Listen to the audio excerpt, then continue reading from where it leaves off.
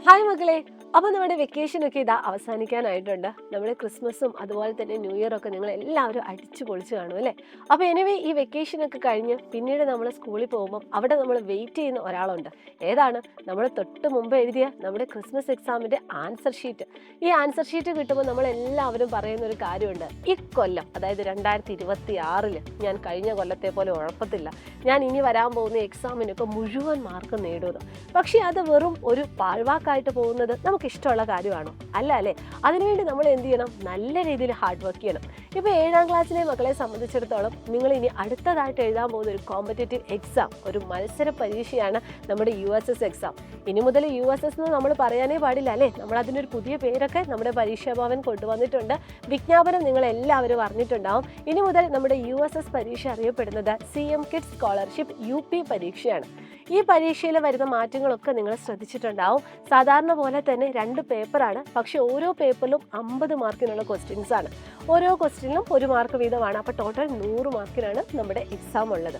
അതുമാത്രമല്ല, ഈ വരാൻ പോകുന്ന ജനുവരി 31 വരെ നിങ്ങളുടെ സ്കൂളിൽ എത്ര ചാപ്റ്റേഴ്സ് കംപ്ലീറ്റ് ചെയ്യുന്നു അത്രയും ചാപ്റ്റേഴ്സിൻ്റെ ബേസിലായിരിക്കും നമ്മുടെ സ്കോളർഷിപ്പിന് നമ്മുടെ സിലബസ് എന്ന് പറയുന്നത്.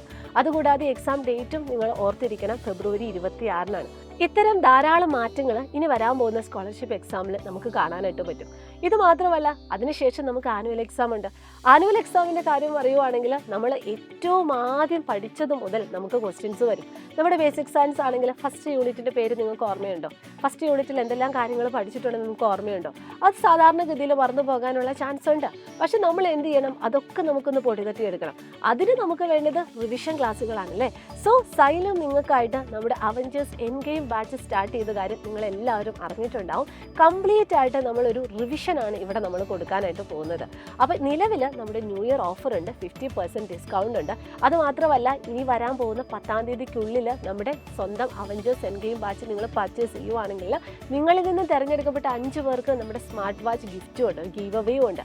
അപ്പോൾ ഇതൊക്കെ നിങ്ങൾക്ക് ഓർമ്മയുണ്ടാവും. അതുകൊണ്ട് തന്നെ നിങ്ങളെല്ലാവരും നിങ്ങളുടെ ഇനി വരെ ജോയിൻ ചെയ്യാത്ത ഏതെങ്കിലും ഫ്രണ്ട്സ് ഉണ്ടെങ്കിൽ അവരോട് ഒന്ന് പറയുക കേട്ടോ.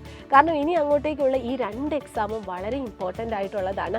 നമ്മുടെ സ്കോളർഷിപ്പ് എക്സാമിന് വേണ്ടി നമുക്കറിയാം നമ്മുടെ ധ്രുവ ബാച്ച്, അതും ഫ്രീ ബാച്ചാണ്, നിങ്ങൾക്ക് ജോയിൻ ചെയ്യാവുന്നതാണ്.